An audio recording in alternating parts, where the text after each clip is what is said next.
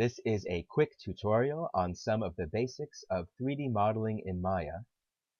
We will cover tools and actions in the basic Polygon toolset today. So we start by opening the Polygons module here in the upper left.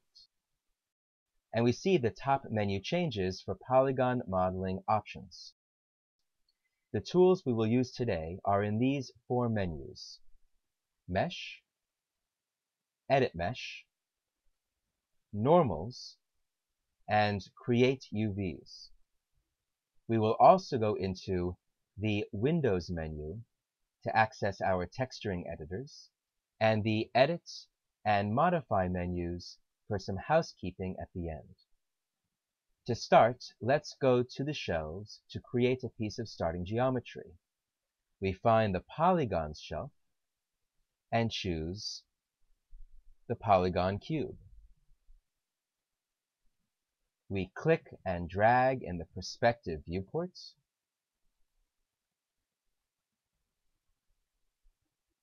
And hit 5 on the keyboard to see our surface. If I hit spacebar by tapping it, the perspective view becomes our only view. If I tap it again, I can see our orthographic or flat views. This is the top. This is the side, by default the right side, and this is the front.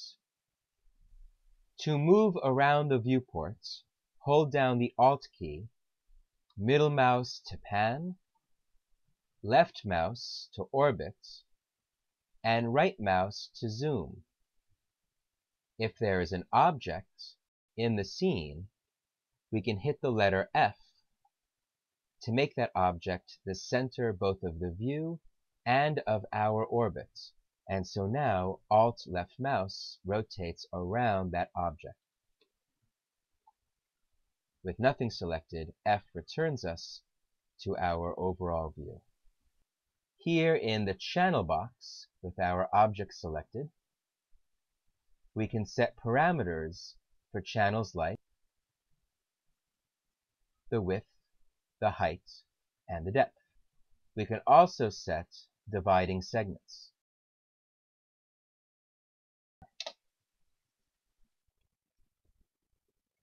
Here in the transforms, we have options for move,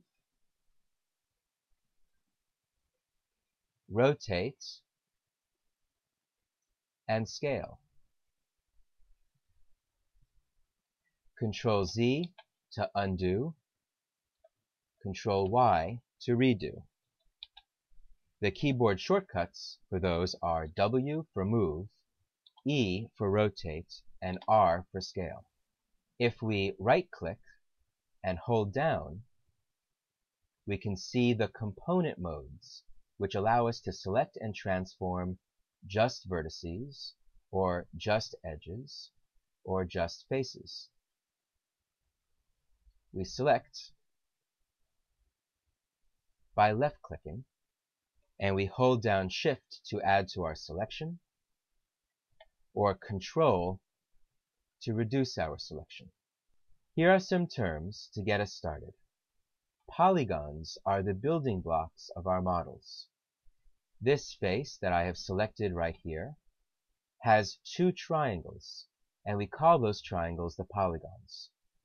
The normal is the direction that a polygon faces.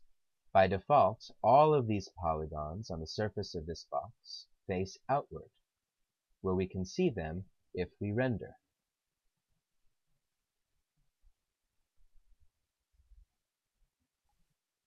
Most of the process of modeling is cutting and extruding. We cut the shapes we want to pull out. The basic cutting option is the interactive split tool found here under Edit Mesh. We can cut these lines,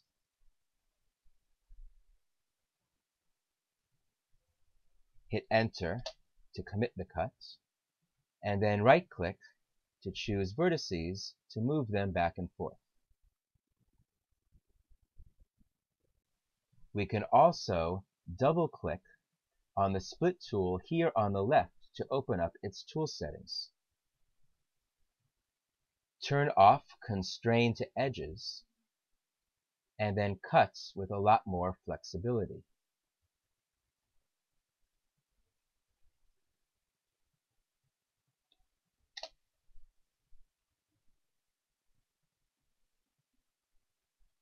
Please note that any edge left hanging in the middle of a face will be ignored when we commit the cut by hitting return.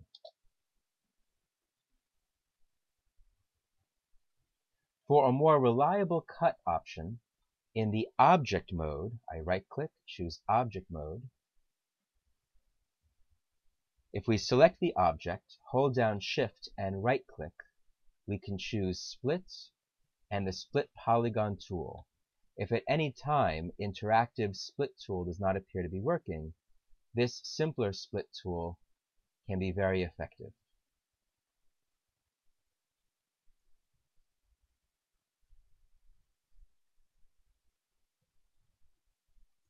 And we hit enter to commit the cut. Whenever a tool is hit, it becomes available here on the left. Whenever I commit that tool, for example, committing the cut, the tool becomes deactivated. To reactivate it, I hit the letter Y on the keyboard, and now I can cut again. I can hit Y to both commit and to reactivate the tool.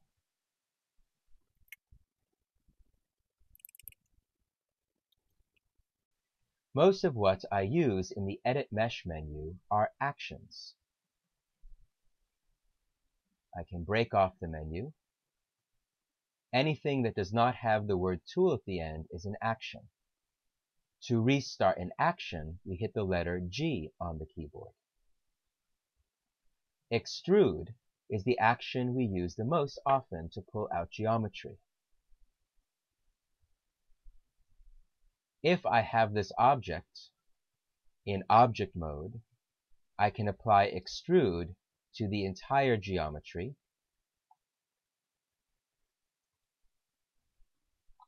If I hit 4, I can see inside, and I can see that I've created a shell around my geometry.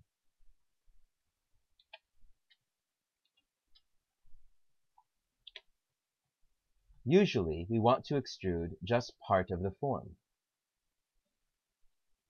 Select a face, or hold down Shift to select multiple faces, and hit extrude. We then pull out the created geometry, either using the extrude gizmo or our normal move, rotate, and scale tools. While the extrude is still active, and we still have the extrude gizmo, we can change the number of divisions along the extrude, the offset, and the thickness.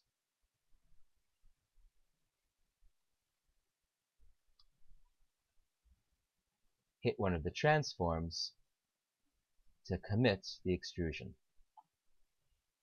I can now select this geometry and hit G for another extrude, because extrude was the last action that I did. We have two useful ways to draw lines quickly. The Insert Edge Loop tool lets us draw lines around an entire form.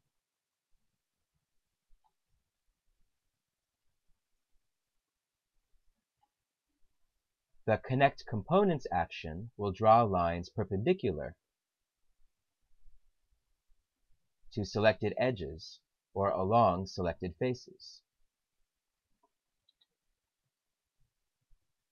So if I select these three edges and hit Connect Components, we get a line between them. If I select faces and hit Connect Components, it draws a line along the selected faces. Bridge is an action to draw a plane across two opposite selected edges. For example, I can select these faces and hit delete on the keyboard to remove them. Select these two edges, hit the bridge option box. In this case, choose only one division and hit apply. And it has built geometry across that space, with a line in the middle to match the line that existed above with my one division. Bevel is an action used on edges to round out a corner. For example, I can select this entire corner edge in the Edge component mode by double-clicking on just one edge. Now I open up the option box settings for bevel, set my width to, in this case, perhaps 0.5, and hit apply. And my one line has become two lines. If I double-click this line and hold down Shift to add to my selection and double-click to get this line, I can hit apply again, and those two lines have become four lines, and my corner has started to become more rounded. Be careful to not let the created edges extend too far, or you will create broken geometry. For example, if I make this width 10 and hit apply, and it breaks through the geometry. Similar to bevel is chamfer vertex, an action useful to change a square into a circle for extruding. If I select these four vertices, by holding down Shift, I add to my selection. I can now hit chamfer vertex, so my shape now, instead of being a square, is an octagon. If I select these 8 vertices, hit chamfer again, I now have something much more rounded to extrude. To remove these extra geometry around my extrusion, I can use merge or collapse. The merge action is only for vertices. If I open up the option box, I can see a threshold value. This is the distance vertices need to be merged. So for example, if I select these two vertices and hit apply with a bigger number, these two become a single vertex.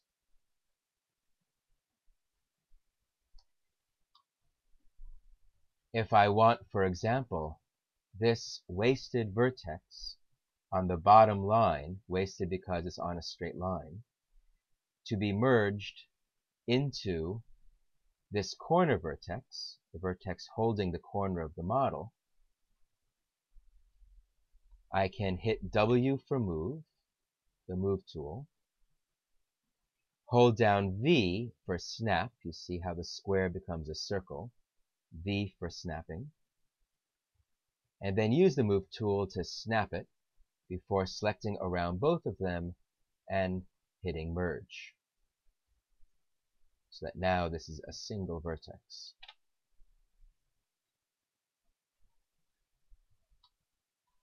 The collapse tool works with the other modeling component modes, edge and faces. If I select all three of these edges, for example, I can hit collapse and get just a single vertex. Or if I select this entire face, I can hit collapse. And all of those come together.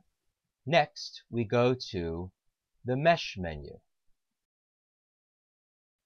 Combine will take two separate pieces of geometry and make them into one.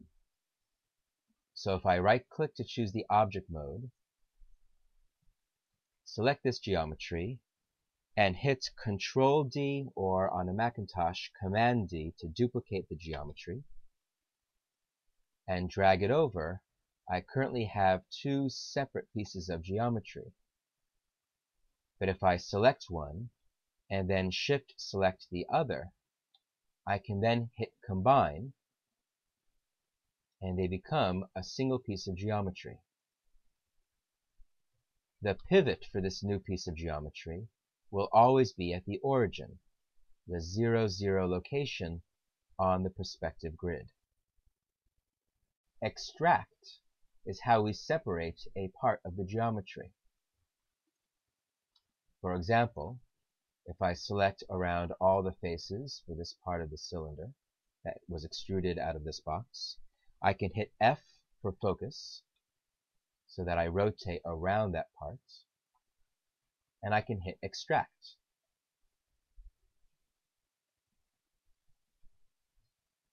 If I immediately start moving with the gizmo, it will change the shape.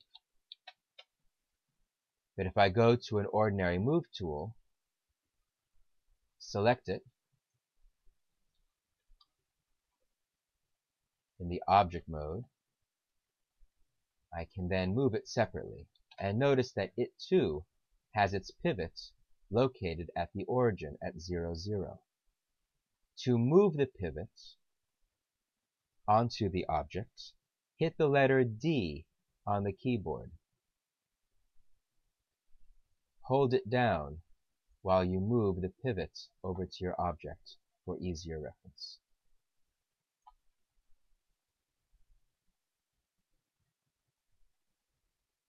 Boolean lets us combine two pieces of geometry or cut one shape out of another. Boolean would not work with these pieces of geometry because there are holes in them. They are non-modular. They are not one continuous surface. But if I create a new box, and let's say a cylinder,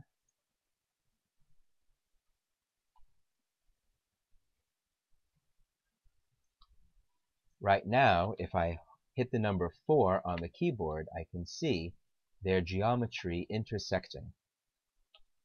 Hitting number 5 to go back to surface. I can select one, hold down Shift to select the other, and then at Booleans, I will break off the choices: union, difference, or intersection. Union turns them into one piece of geometry. If I hit number 4, I can see there's no longer any interior geometry. It's simply one continuous surface. If we use this, we must then make sure to clean up the geometry, making sure the vertices are all welded, and cut lines to make quads, four-sided shapes around the geometry. So if I go to Object Mode, Shift, right-click, Split Polygon Tool, I can click and drag to this corner, click and drag to this corner, and get a nice four-sided shape here.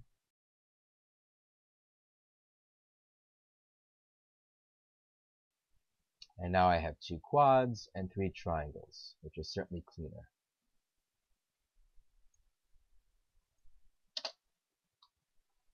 Thin quad here and a quad here.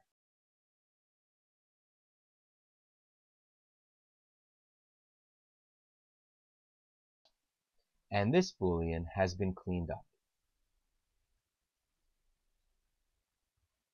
If I create yet another piece of geometry, like this sphere, hold down my larger piece, shift-click onto the sphere, I can do a difference.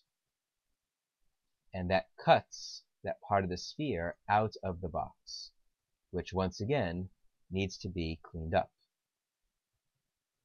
So in Object Mode, Shift, right-click, Split Polygon Tool,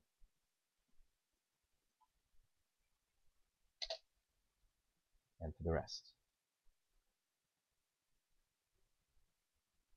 All the way at the bottom of the Mesh tools, we have the Create Polygon tool.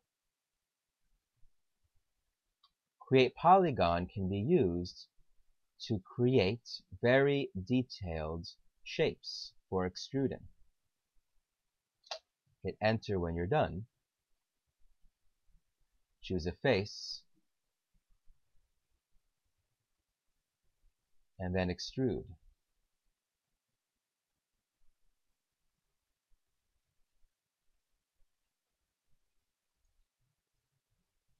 This is particularly good for curved objects like heads and faces. Fill hole is a quick way to fill a gap. Here we have a hole of faces that I deleted. I can right-click for the edge component mode, and then double-click on any of these edges to select the entire hole, and then hit Fill Hole to fill in the space. Let's review the keyboard shortcuts we've seen so far. The spacebar lets us move from one view to another, or to 4 views at the same time. The transforms Move, Rotate, Scale are W for Move, E for Rotate, R for Scale. To move the pivots, we hold down the letter D.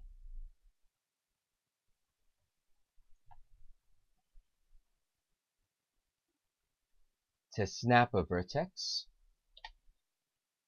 we hold down the letter V. Undo is Control Z. Redo is Shift Z.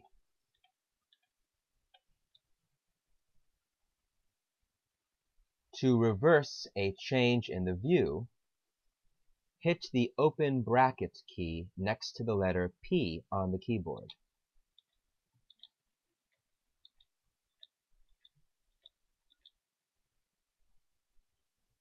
To return to a view, hit the close bracket.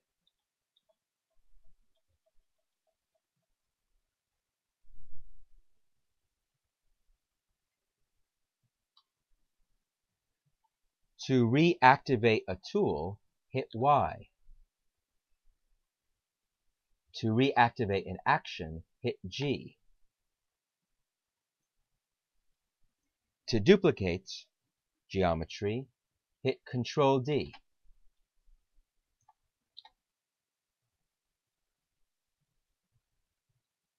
To see the wireframe of your geometry, hit the number 4 on the top of your keyboard.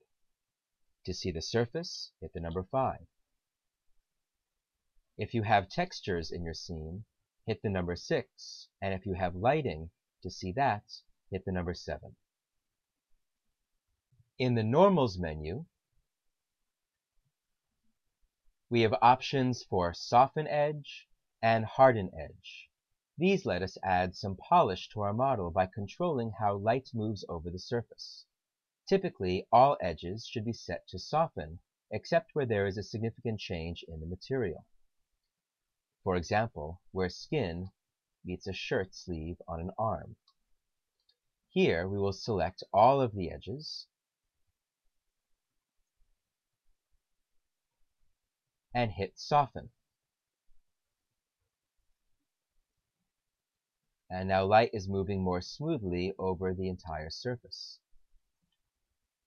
Then we will choose the edges surrounding this one extrusion. Double-click to select all the way around. We hit Harden, and that helps to distinguish that piece of geometry from the rest. For clean modeling, we generally want a modular model, no holes and no interior geometry. We want a continuous, extruded surface. We typically want to avoid very long, undivided polygons so we do not have problems with lighting, but also generally we want to clean up wasted vertices that are just sitting on straight lines, like these. Now we will do our housekeeping. There are 2 critical things we need to do whenever we work on a model before we close the program or hand the model off to someone else, or we can expect big problems. The first is to delete the history. Here, in the channel box, is the history.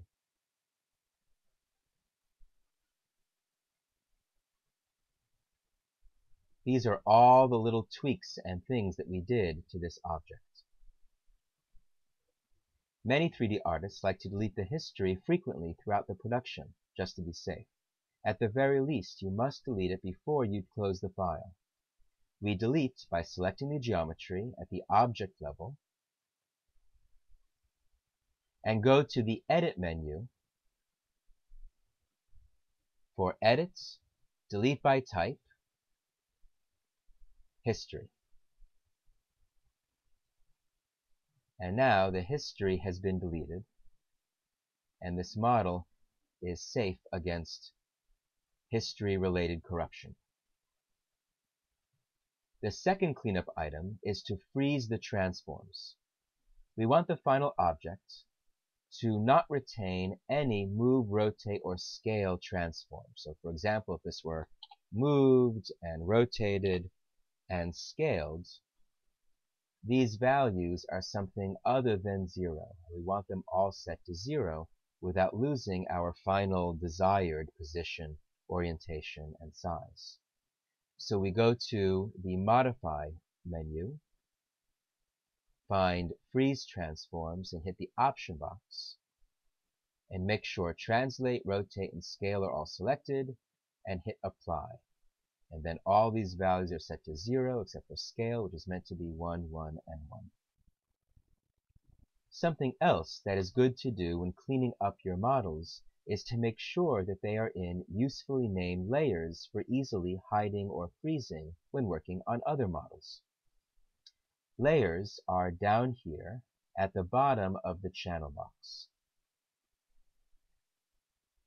With nothing selected, we can click this button to create a new layer, then select our geometry, select the layer, and right-click to add selected objects to the layer.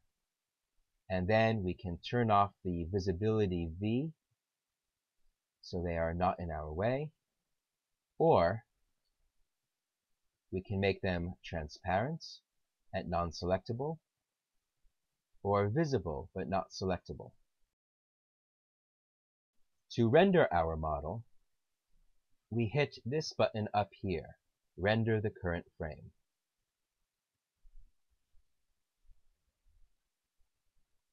To change the size of the render, we hit this button nearby for Render Settings and scroll down to find the width and the height.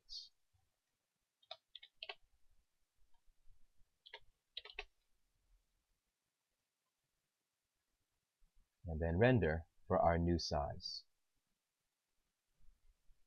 To change the background color of our render to white, we have to select the camera and change its background.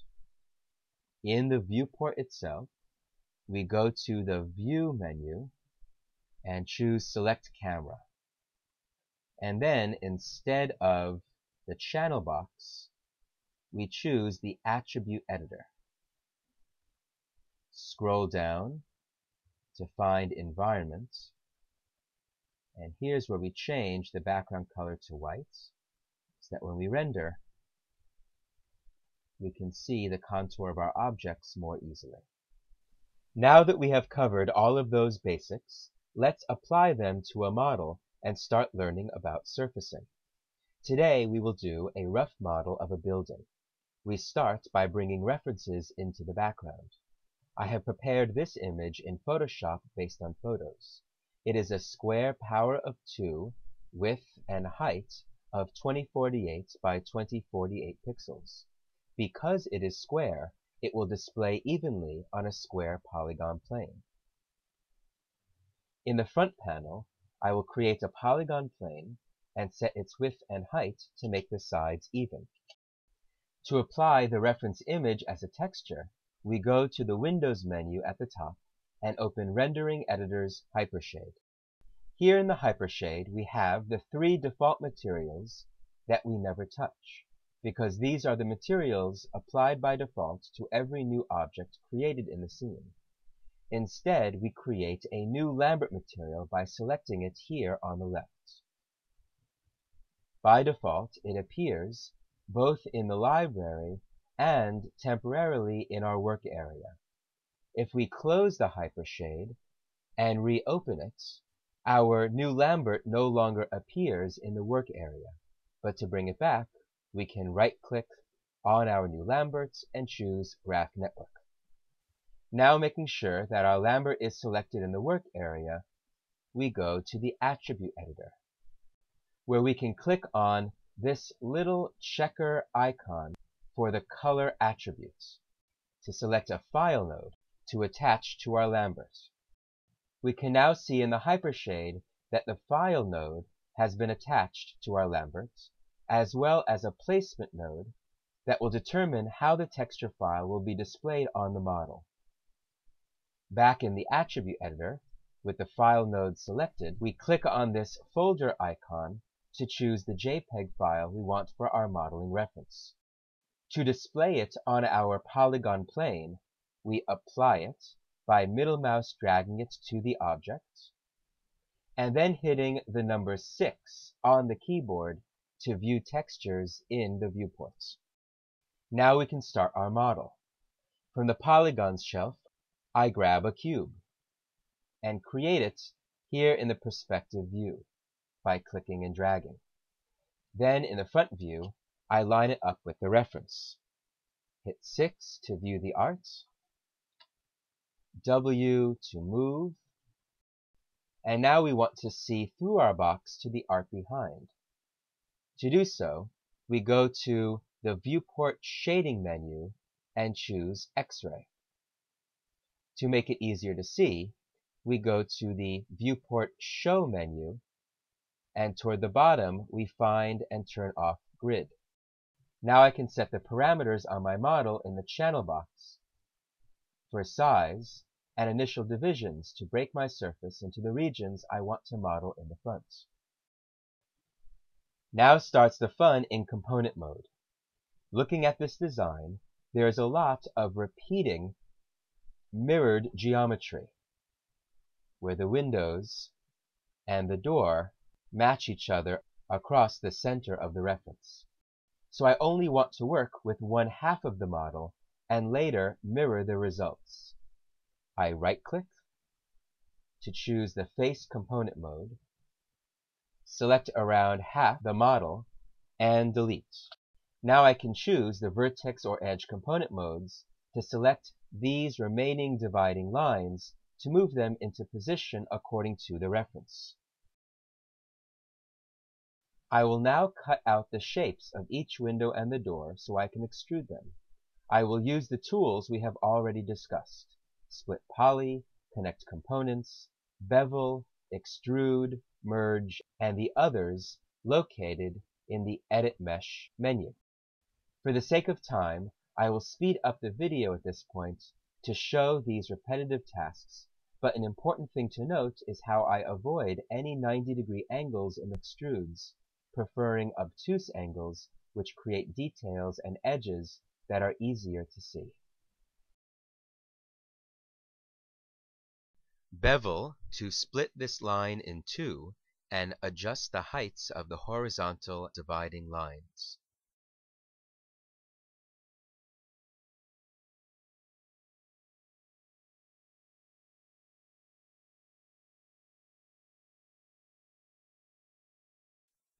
I am cutting out the windows and doors with the Connect Components action and Split Poly to trace the curves.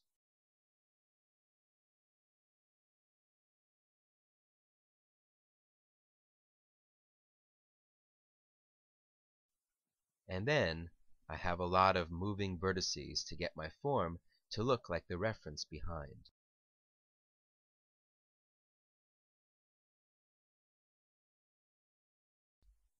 In trying to make quads, four-sided shapes, I will cut in new lines and then hit the backspace key to remove the lines I don't want. That is backspace to remove selected lines and vertices not delete. Delete cuts a hole.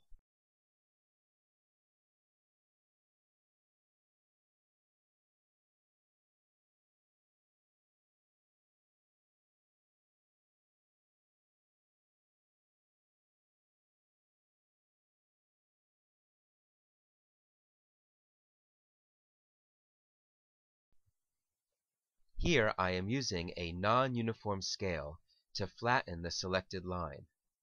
I get a non-uniform scale by pushing on just one of the scale axes. And in Maya I need to do this non-uniform push twice to get a flat line.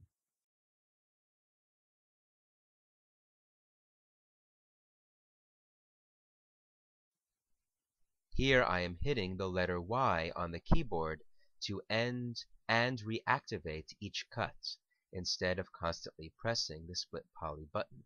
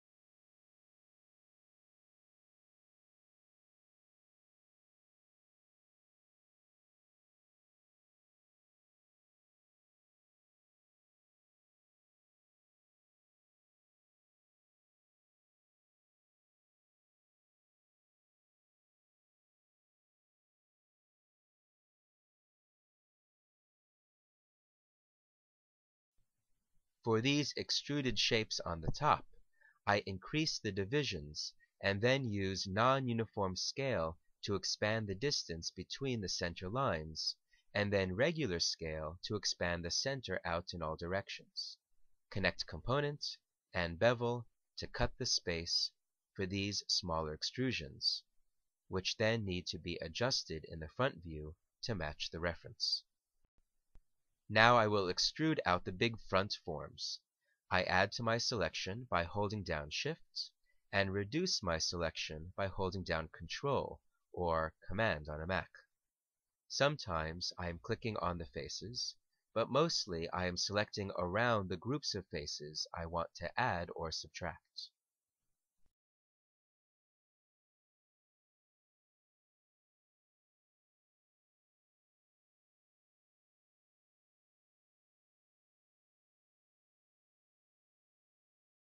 Another extrude out for the shapes that go further.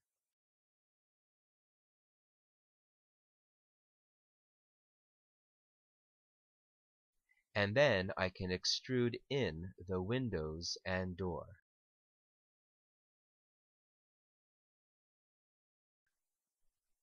And then delete all of the geometry created along the center edge.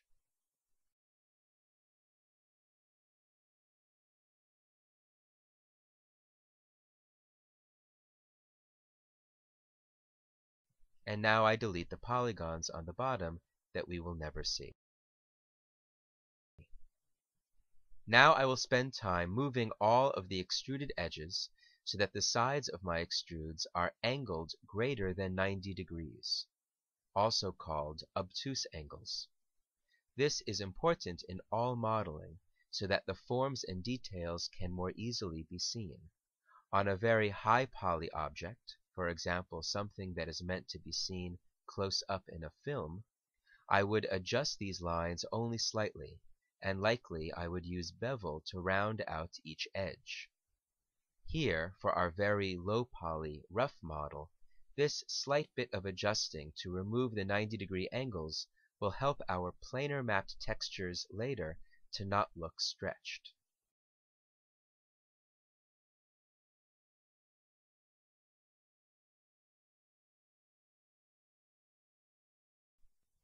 Here I managed to break the geometry a little bit. There are polygons stuck inside this line. I move these vertices apart delete the extra polygons, then merge these two vertices so I can backspace the remaining vertex away. I continue the cleanup on this model by snapping loose vertices with the Move tool and holding down the letter V to snap and then merge.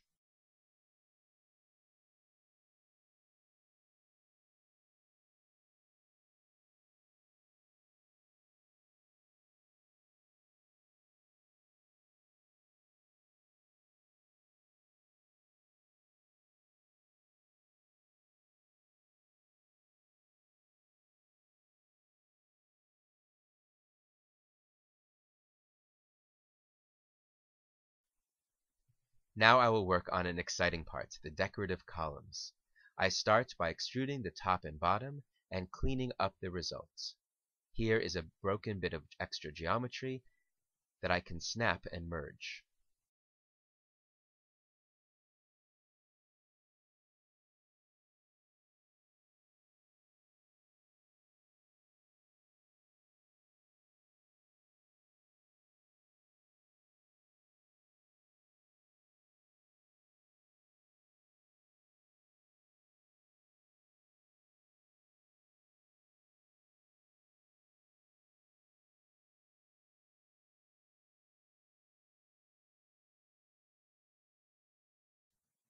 When the form is ready, I cut identical squares into the top and bottom with Connect Component and Bevel.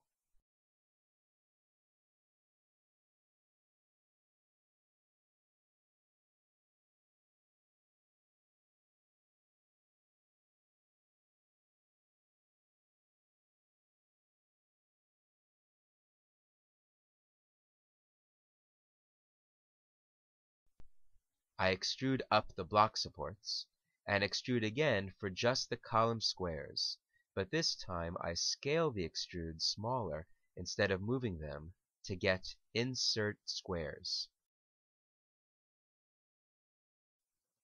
I turn these squares into circles with Chamfer Vertex, and then clean up the extra vertices with Snap and Merge.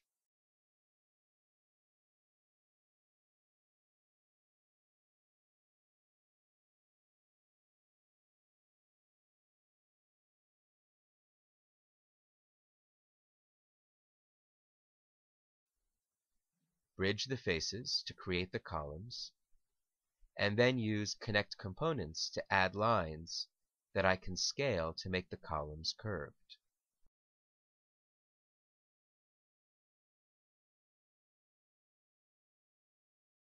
Now I will select around all of the edges and go to the Normals menu to apply Soften Edges.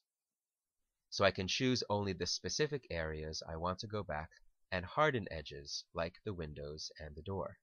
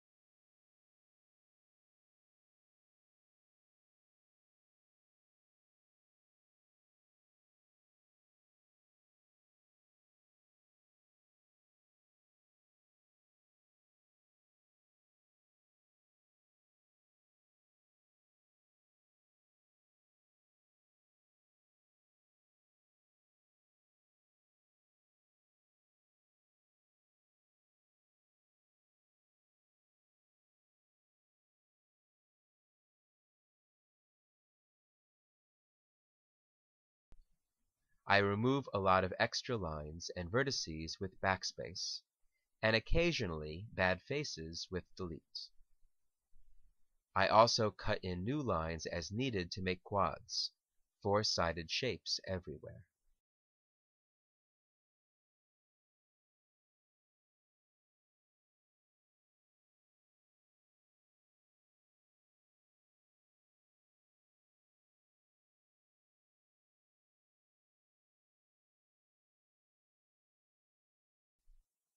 When I have vertices which refuse to be backspaced away, I snap and merge them to the nearest vertex that I do want.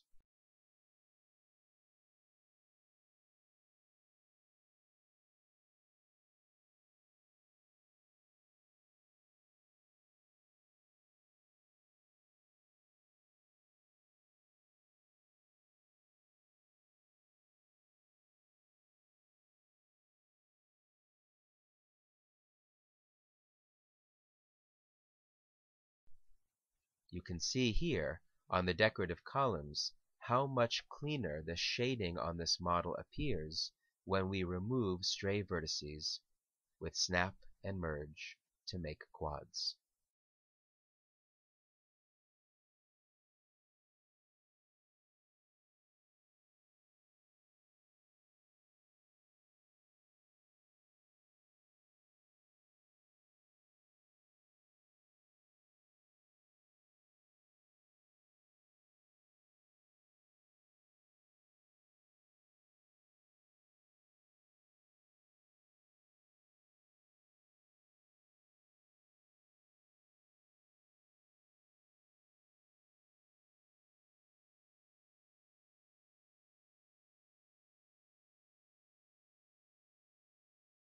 Now that we have half the form roughly modeled, we should do some housekeeping. With the object selected, we can see the long history of all the work I have done, from the split polys and extrudes to every little tweak. This history is a huge memory and resource drain, so I will go to the Edit menu, Delete by Type, History to remove it. We should also go to the Modify panel and hit Freeze Transforms to make sure all these values are 0 for Translate and Rotate and 1 for Scale. Now we can duplicate a mirror copy. In Maya, a mirror is achieved with a negative scale. With the object selected, in the Edit menu, we find Duplicate Special and open the option box. Here on the scale line, we have values for x, y, and z. 1.0 is the full size of the model. By setting the x value to negative 1.0, we scale the model into itself to get a mirror in that direction. Hit Apply, and we have our mirror. If we select one side, hold down Shift, and select the other, we can now go to the Mesh menu and hit Combine to make them into a single model. We now have only one object, but as you can see, all of the center vertices are still separate. To quickly connect them, we go to the front view to select around the center vertices, and under the Edit Mesh, Merge option box, we set the threshold to a very small number and hit Apply. And there are no longer separate vertices. The last thing we will cover today is very basic texturing of a 3D model using planar maps. We can apply the original reference image as textures using planar mapping. While the result will not hold up to close scrutiny as a full, detailed unwrapping and texturing would, it is enough for creating a background element in a game or film. We open up Windows, Rendering Editors, Hypershade, and drag the reference image onto our model. It displays strangely because we have not yet instructed the model how to display our image. We do that with UV mapping. UVW is two-dimensional texture speak for three-dimensional XYZ. The UV mapping types are available here in the Create UVs menu in the Polygons module. Planar mapping, cylindrical mapping, spherical mapping, and automatic mapping being the most commonly used. Under the Windows menu, we find the UV texture editor.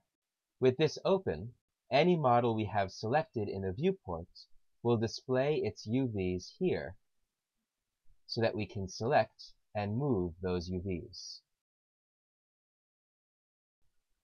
Back in the Create UVs menu, with the building selected, in Object mode, we apply planar mapping, and we get a flat mapping gizmo. And what we want to do is move, rotate, and scale this gizmo until the UVs here in the texture editor line up with the photo of the front of the building. We start by finding the little red T for transform on the mapping gizmo. With that selected, we get our transform controls. We start with the move controls, and I'm only moving this out for easier reference.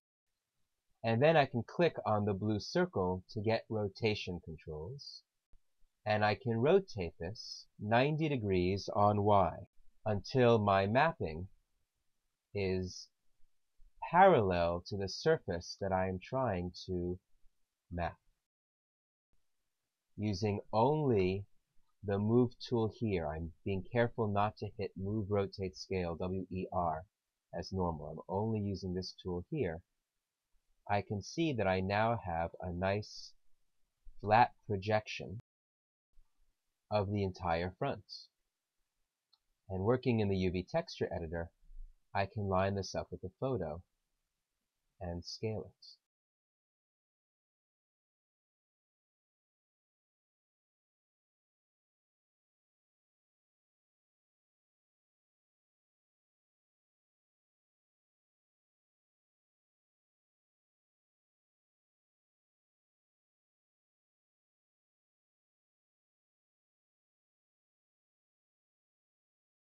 Now, the front of this model, if we don't look too close, looks pretty decent, especially for a background element in a game or a film.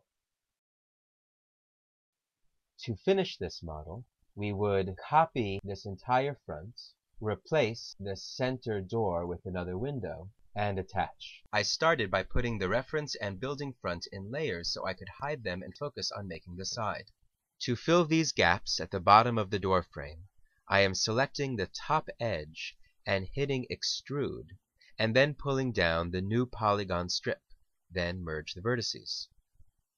I use collapse on these edges to quickly reduce the curved door geometry down to a rectangle for fitting in a copy of the windows.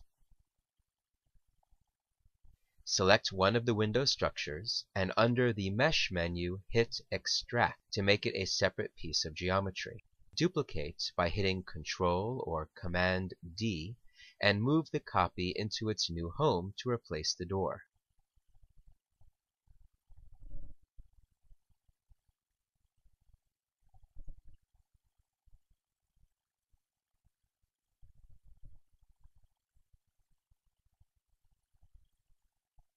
Clean up the frame, and then extrude the edges of the frame to move the polygon strips inward toward the window.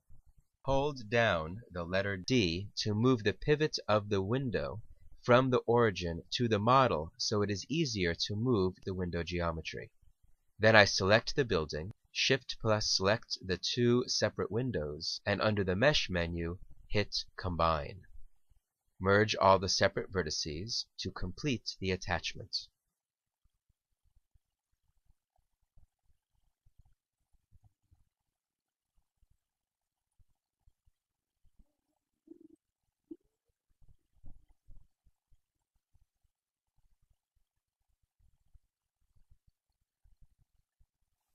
Now with the full side complete, I can apply planar UV mapping again to map the UV coordinates of the side of the building to the side image in the reference. Adjust the position and rotation using the planar UV map gizmo, and then in the Windows UV texture editor, I move and scale the UVs to fit the image. Now with the side of the building complete, I make the original front visible again and move and rotate the side into position.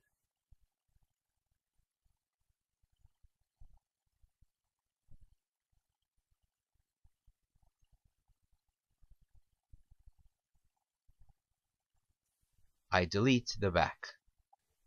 We can see that the reference image of the side did not accurately show how these corner extrusions on the top would intersect. So I will fudge this a bit by deleting the duplicate geometry in this corner and snapping and merging vertices to create a clean connection.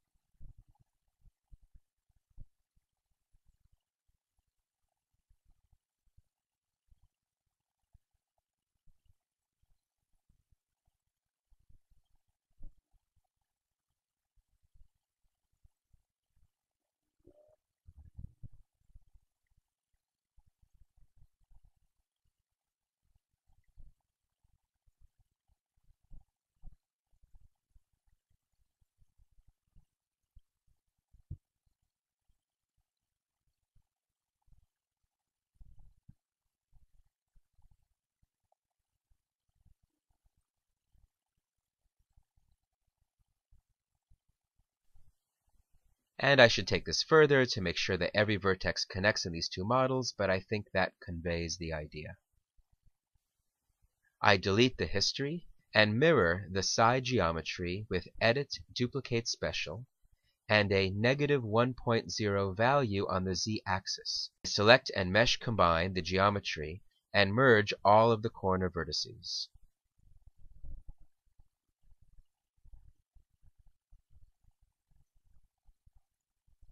And that's it for an introduction to 3D modeling and very basic planar mapping in Maya.